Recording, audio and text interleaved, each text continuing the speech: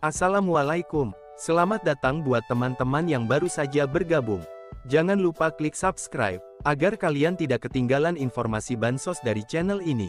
Buat teman-teman yang sudah subscribe dan like video ini, saya ucapkan terima kasih. Semoga kalian sehat selalu, dan dilancarkan rezekinya. Amin ya robbal alamin.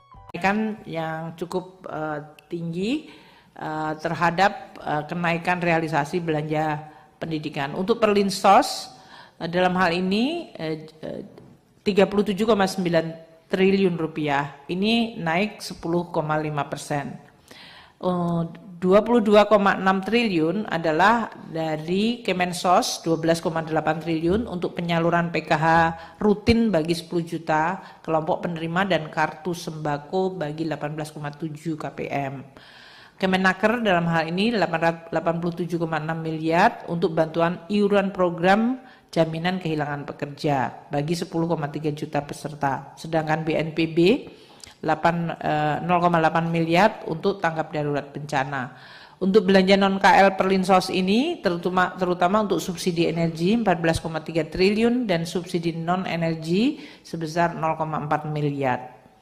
Untuk transfer dalam bentuk bansos, bantuan langsung tunai desa mencapai 900 miliar rupiah bagi 903,9 ribu KPM. Untuk anggaran kesehatan yang mencapai 17,1, ini juga kenaikan sangat cukup tajam, 31,5% dari tahun lalu Januari-Februari, terutama untuk penyaluran bantuan PBI, kemudian untuk Badan POM dan untuk BKKBN, terutama untuk pembinaan bagi 1.000 keluarga dengan bayi di bawah 2 tahun. Ini terutama untuk stunting. Kemudian belanja kesehatan Rumah Sakit TNI Polri mencapai 931 miliar. Belanja non-KL jaminan kesehatan ASN TNI Polri 1,9 triliun dan transfer ke daerah untuk DAU Irma Kesehatan dalam hal ini untuk biaya operasi kesehatan Puskesmas, Posyandu dan BKKBN itu mencapai 3 triliun rupiah. Belanja ketahanan pangan kita juga melonjak sangat tinggi 5,2 triliun dari 3,3 triliun tahun sebelumnya, 58,7. Terutama ini untuk PUPR melakukan pembangunan bendungan untuk melanjutkan dan rehabilitasi irigasi. Kementerian Pertanian 530 miliar untuk perlindungan tanaman pangan, KKP 470 miliar dan Bapanas yang mencapai 390 miliar untuk ketersediaan stabilisasi pasokan harga pangan. Transfer kita 2 triliun terutama untuk dana desa yang berorientasi pada pertanian dan perkebunan. Anggaran bansos kita melonjak tajam dari 9,6 triliun tahun lalu ke 22,5 triliun atau naik 135,1 triliun persen dibandingkan tahun sebelumnya.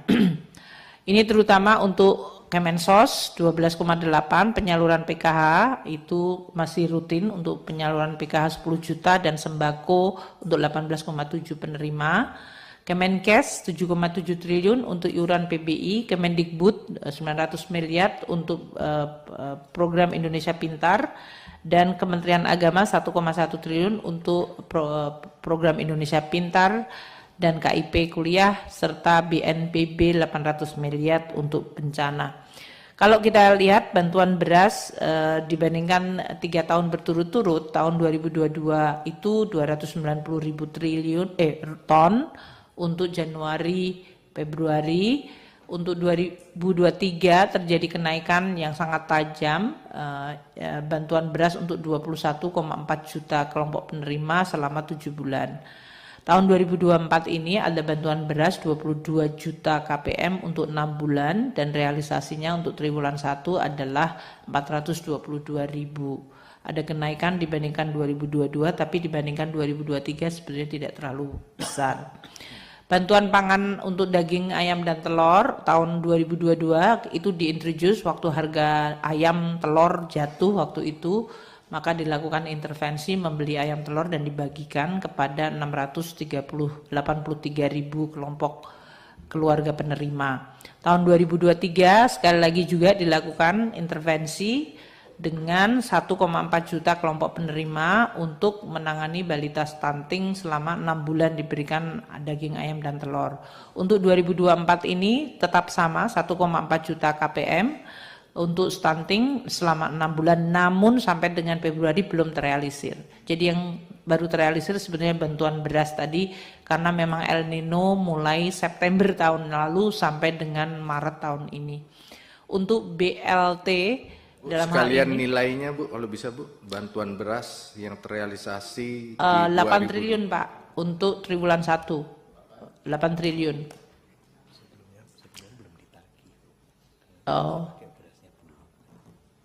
Pak Isa mengatakan kalau sebelumnya belum ditagih karena masih menggunakan beras bulog. Jadi biasanya nanti sesudah diaudit kita mendapatkan tagihan. Tapi untuk bantuan beras ini anggaran 6 bulan itu 8 plus 8 jadi 16 Pak. Untuk 6 bulan. Jadi untuk triwulan 1 422.000 triliun itu adalah 8 triliun rupiah. Untuk BLT Migor dan BLT BBM itu kita introduce 2022. Waktu itu karena terjadi kenaikan harga minyak goreng dan kenaikan BBM, sehingga kita memperluas 20,7 juta, hampir sama dengan penerima sembako. Kemudian tahun 2023 kita mengintroduce BLT El Nino, targetnya 18,8 juta KPM. Dan tahun 2024 ini ada BLT mitigasi risiko pangan. Namun sampai sekarang BLT ini belum terrealisir. Jadi belum ada pembayaran BLT, belum ada realisasi, belum ada pembagian untuk yang 2024. Yang 2023 adalah sudah. Sama. BLT mitigasi risiko pangan belum direalisasikan, maksudnya risiko pangannya sudah berlalu. Risiko pangannya masih ada, kita melakukan bantuan beras. Tapi BLT-nya dari Kemensos sampai sekarang belum terrealisir. Jadi kami di 6 bulan ini tetap sesuai dengan keputusan kabinet, namun realisasi BLT ini belum dilakukan sampai dengan hari ini. Jadi untuk BLT mitigasi resiko pangan sebesar 600.000 akan diundur lagi cairnya. Kemungkinan paling cepat akan disalurkan sebelum Hari Raya Idul Fitri. Dan paling lambat akan disalurkan setelah Hari Raya Idul Fitri 2024. Tepatnya pada bulan April tahun 2024 ini. Jadi para KPM tetap bersabar. Kita doakan semoga bantuannya segera cepat tersalurkan ke seluruh wilayah Indonesia. Amin. Sekian informasi yang bisa saya sampaikan. Terima kasih yang sudah menonton. Jangan lupa klik subscribe, like dan share video ini ke teman-temanmu. Agar mereka ikutan tahu apa yang kamu tahu. Sampai jumpa di video selanjutnya.